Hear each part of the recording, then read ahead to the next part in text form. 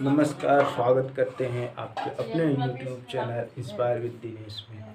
तो आज हम पढ़ेंगे प्लेट के बारे में। अगले वीडियो में हम लोग पढ़ लिए थे पृथ्वी जो है वो 2 पार्ट में डिवाइड हुई।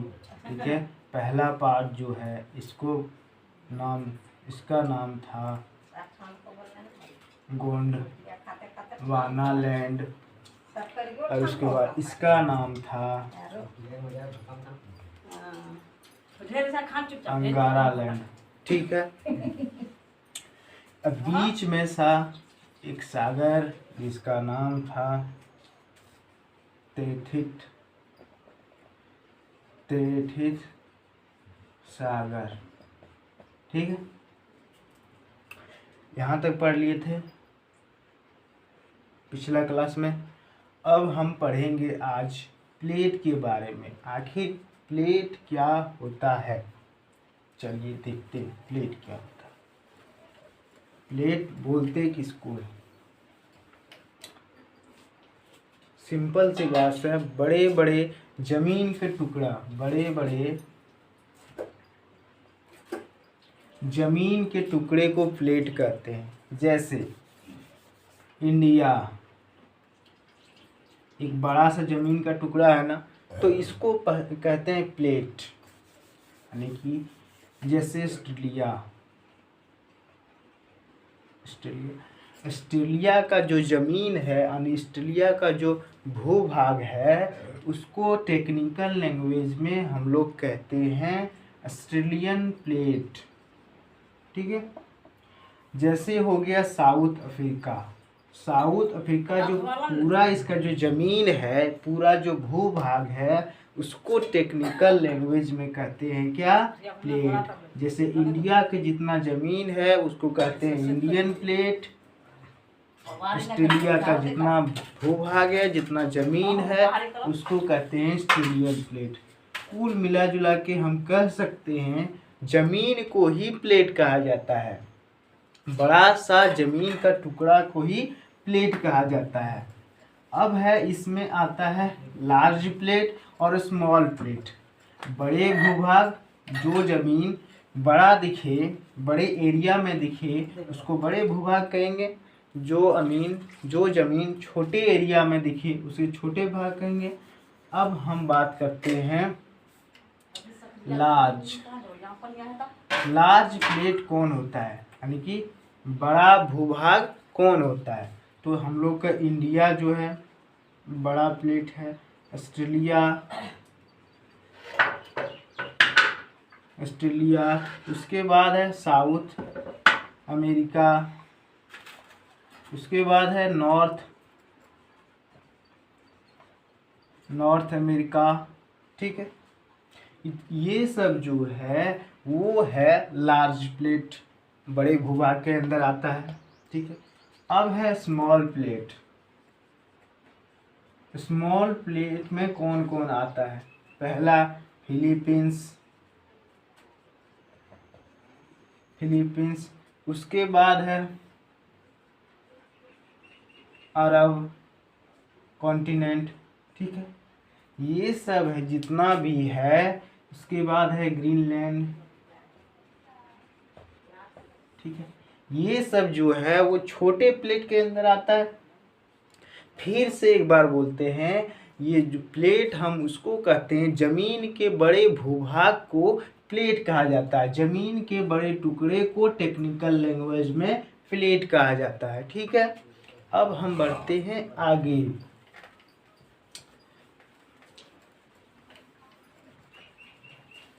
ठीक है,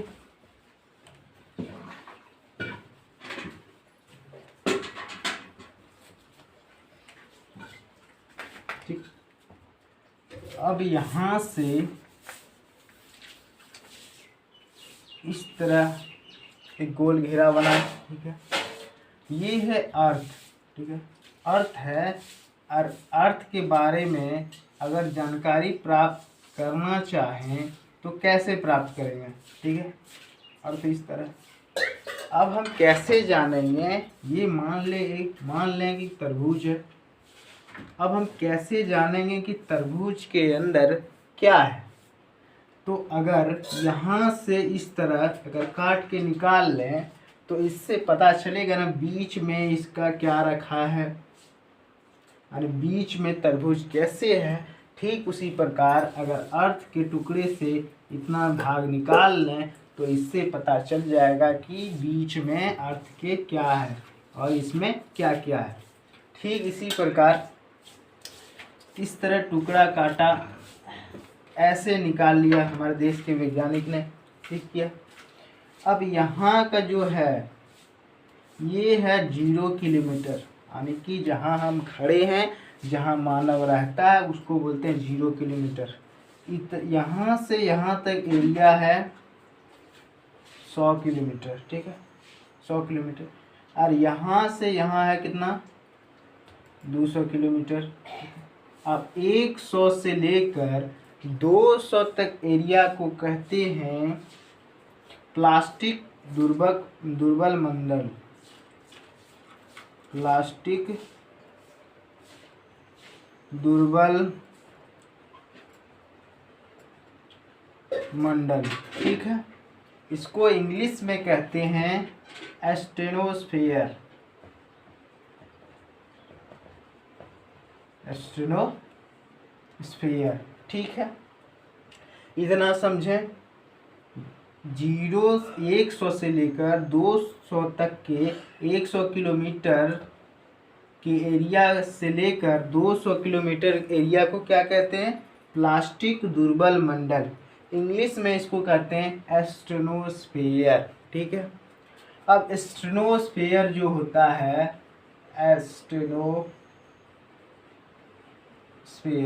एस्टेनोस्फेयर जो होता है, ये जो होता है ना ही सॉलिड होता है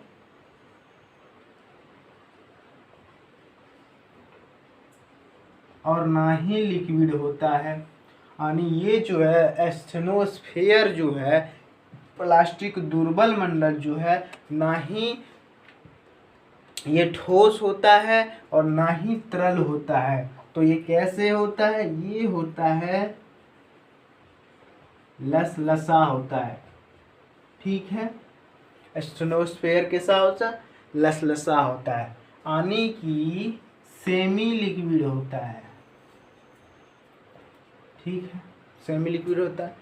अब यहाँ का टेम्परेचर कैसे होता है, कैसा होता है, यहाँ का जो टेम्परेचर है वो बहुत ही हाई है,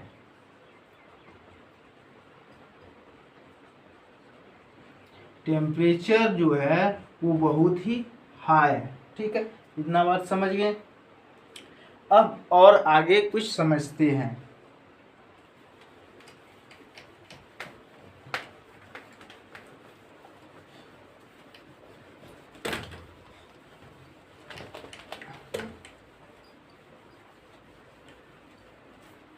ठीक है, अब बनाते हैं यहाँ से यहाँ तक एक रेखा खींचे, एक यहाँ से खींचे।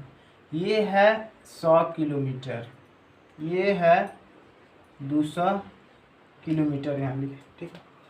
अब यहाँ पे जो होता है, अब बताए थे 200 किलोमीटर तक टेम्परेचर बहुत हाई होता है, क्योंकि एस्टेनोस्फेयर यहाँ पे हो जाता है 100 से लेकर 200 किलोमीटर को एस्टेनोस्फेयर कहते हैं। और यहाँ का जो टेम्परेचर होता है वो बहुत हाई होता है, ठीक है। अब यहाँ पे जो होता है, यहाँ पे बहुत सारे होल्स होते हैं, ठीक है। अब होल्स से क्या होते हैं, करंट निकलते हैं, ठीक है। इससे भी करंट निकलेगा, इससे भी निकलेगा, इससे भी निकलेगा, इससे भी निकलेगा, इससे भी निकलेगा। अब यहाँ से करंट निकला, फिर यहाँ से निकला, फिर यहाँ से निकला, फिर यहाँ से निकला, फिर यहाँ से निकला, फिर यहाँ से निकला, ठीक है। अब जैसे यहाँ सटा इस प्लेट में करंट, तो क्या करता है, ये करंट जो है इससे आगे नहीं बढ़ पाता है, आगे उसके बाद ये क्या करता है, ये फोल्ड हो जाता है ऐसे, और ये भी क्या करेगा, एक दूसरे की ओर फोल्ड हो जाएगा, ठीक है। अब एक दूसरे की ओर जब फोल्ड हो जाएगा, तो फिर जब फोल्ड होगा, दोनों एक दूसरे की ओर टकराएगा, फिर ये नीचे आना आरंभ कर देगा, ठीक है। इसी प्रकार होता है। इसी प्रकार यहाँ भी होगा, ठीक है। इसी प्रकार यहाँ भी होगा। यहाँ टेम्परेचर यहाँ बहुत है, यहाँ से करंट निकलेगा। क्योंकि आगे क्यों नहीं पहुँच पाता है ये करंट, क्योंकि यहाँ का जो लेयर है 100 किलोमीटर इसको पार करना होगा तभी ये आगे पहुँच पाया। इतना मोटी परत को ये पार नहीं कर पाता ये करंट। यहाँ से जो करंट निकलता है, यहाँ से जो तापमान निकलता है, यहाँ से फोल्ड हो जाता है। फोल्ड होने के बाद फिर से नीचे आने लगता है, ठीक है। अब पढ़ेंगे हम लोग, मान लिया दो प्लेट हैं ऐसे, एक प्लेट एक प्लेट एक प्लेट, ठीक है। मान लो प्लेट ये है प्लेट बी, प्लेट ये है प्लेट बी। अगर यहाँ से करंट लगा,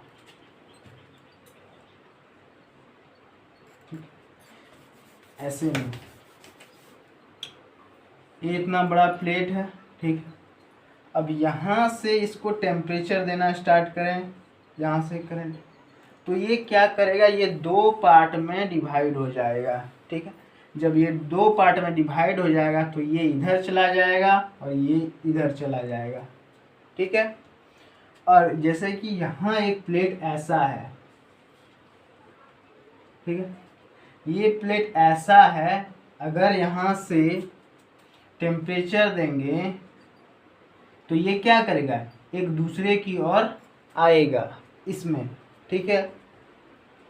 इसमें अगर टेम्परेचर देंगे तो एक दूसरे के क्या करेगा, अलग हो जाएगा। लेकिन अगर कोई दूर प्लेट है, अगर इसमें टेम्परेचर देंगे तो क्या होगा, एक दूसरे के नज़दीक आ जाएगा, ठीक है। अब हम बात करते हैं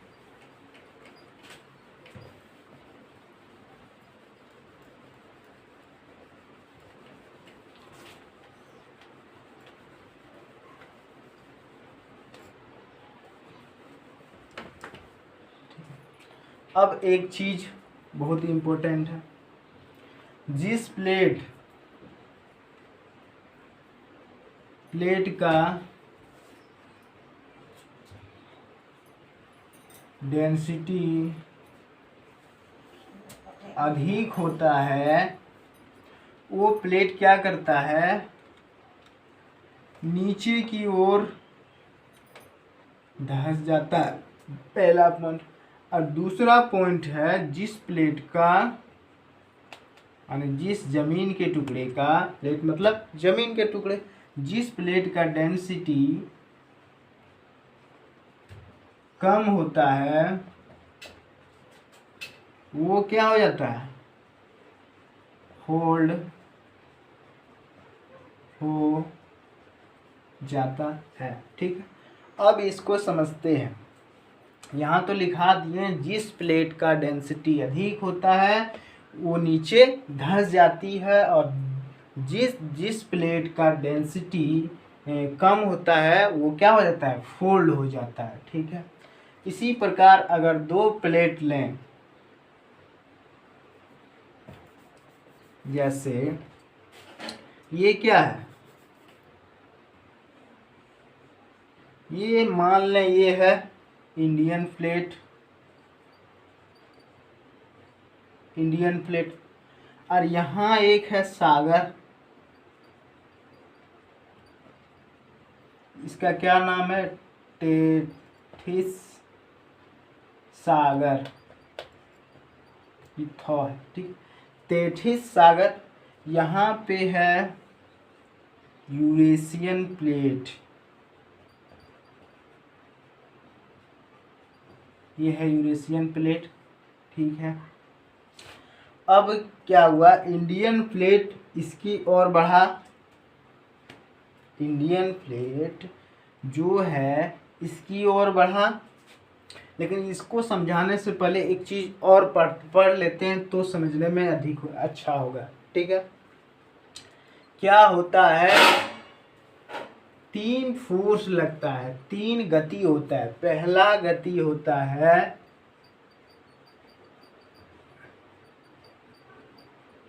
अभिसारी गति, ठीक है। दूसरा गति होता है अपसारी गति, तीसरा होता है संरक्षी गति। ठीक है, इसका मतलब होता है कन्वर्जेंट। कन्वर्जेंट, ठीक है, कन्वर्जेंट कैसे होता है? एक दूसरे के विपरीत। यानी तुम अगर ये एक प्लेट इधर जाएगा तो दूसरा प्लेट इधर आएगा, यही है अभिसारी प्लेट यानी कन्वर्जेंट प्लेट। दूसरा है अपसारी। अपसारी मतलब होता है डाइवर्जेंट प्लेट। जब डाइवर्जेंट प्लेट कैसे होता है? अगर एक प्लेट इधर जा रहा है तो दूसरा प्लेट, अगर एक प्लेट इधर जा रहा है तो दूसरा प्लेट इधर जाएगा, यानी एक दूसरे के विपरीत, इसमें एक दूसरे की। और अपसारी में अब है संरक्षी गति। संरक्षी गति मतलब होता है ट्रांसवर्सल, ट्रांसफॉर्मिंग।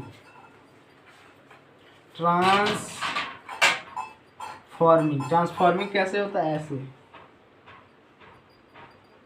ठीक है, अब बात कर रहे हैं हम अभिसारी गति। अभिसारी गति मतलब एक दूसरे की और।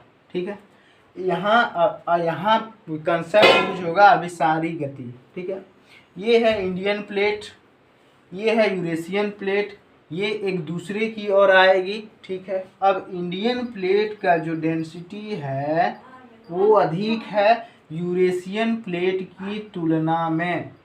ठीक, अब यहाँ क्या लिखा है? जिस प्लेट का डेंसिटी अधिक होता है वो नीचे धंस जाता है, और जिस प्लेट का डेंसिटी कम होता है वो फोल्ड हो जाता है। तो यहाँ भी इसी तरह होगा। अब इंडियन प्लेट का डेंसिटी जो है वो कम है, ये नीचे की ओर धंस जाएगी। ठीक है, अब है इसका डेंसिटी अधिक है तो नीचे की ओर धंस जाएगी, इसका डेंसिटी कम है तो क्या हो जाएगी? जिसका डेंसिटी कम रहता है जिस प्लेट का, वो क्या फोल्ड हो जाता है। ये यहाँ पे फोल्ड हो जाता है, और यही फोल्ड होने से बनता है हिमालय। इसको बोलते हैं न्यू फोल्डेड माउंटेन। ठीक है, इसी प्रकार एक बार फिर से बोलते हैं, ये इंडियन प्लेट है, ये यूरेशियन प्लेट है। इंडियन प्लेट का डेंसिटी अधिक है यूरेशियन प्लेट की तुलना में। ठीक है, अब जिसका डेंसिटी अधिक होता है वो नीचे की ओर धंसता है, जिसका डेंसिटी कम होता है वो फोल्ड हो जाता है। तो यहाँ भी दो प्लेट टकराया, यानी इंडियन प्लेट टकराया, यूरेशियन प्लेट टकराया। उसके टकराने से इस प्लेट का डेंसिटी अधिक था, ये नीचे धंस गया। इस प्लेट का डेंसिटी कम था, ये फोल्ड हो गया। और जब फोल्ड हुआ तो यहीं से निर्माण हुआ नमीन वलित पर्वत, यानी हिमालय का निर्माण यहीं से हुआ। ठीक है, ये इसको बोलते हैं न्यू फोल्डेड माउंटेन। हिमालय जो है न्यू फोल्डेड माउंटेन है। रॉकी पर्वत जो है साउथ अमेरिका में जो है वो भी न्यू फोल्डेड माउंटेन का उदाहरण है। ठीक है, अब हम बात करते हैं आगे।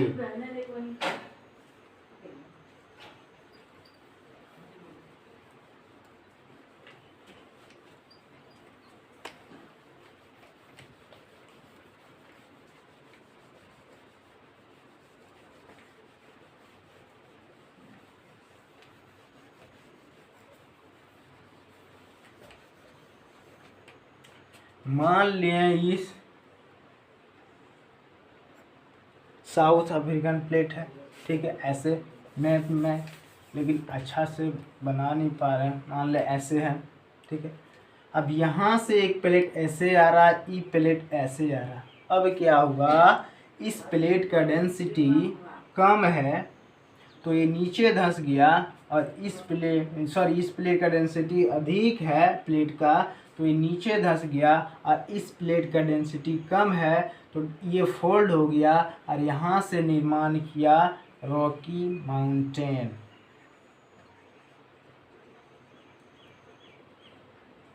ठीक है। तो इस वीडियो में हमने प्लेट के बारे में जाना, यानी इस वीडियो में हमने अभिसारी गति के बारे में जाने। दूसरा वीडियो में जानेंगे अपसारी गति। अभिसारी गति मतलब जो भी प्लेट लिए वो इस तरह, ये इस तरह तो ये इस तरह, यानी कि एक दूसरे के विपरीत जा रहा। अगर ये इधर जा रहा तो ये इधर जा रहा, एक दूसरे की ओर जा रहा है, ठीक है, विपरीत नहीं, एक दूसरे की ओर दोनों प्लेट जा रहा। और नेक्स्ट में पढ़ेंगे दो प्लेट है वो एक दूसरे के विपरीत जाएगा। अगर ये इधर प्लेट जा रहा तो दूसरा प्लेट इधर जा रहा। तो आई होप ये इस चीज़ समझ में आ गया होगा। अब आगे पढ़ेंगे अपसारी गति नेक्स्ट वीडियो में। तब तक के लिए थैंक यू।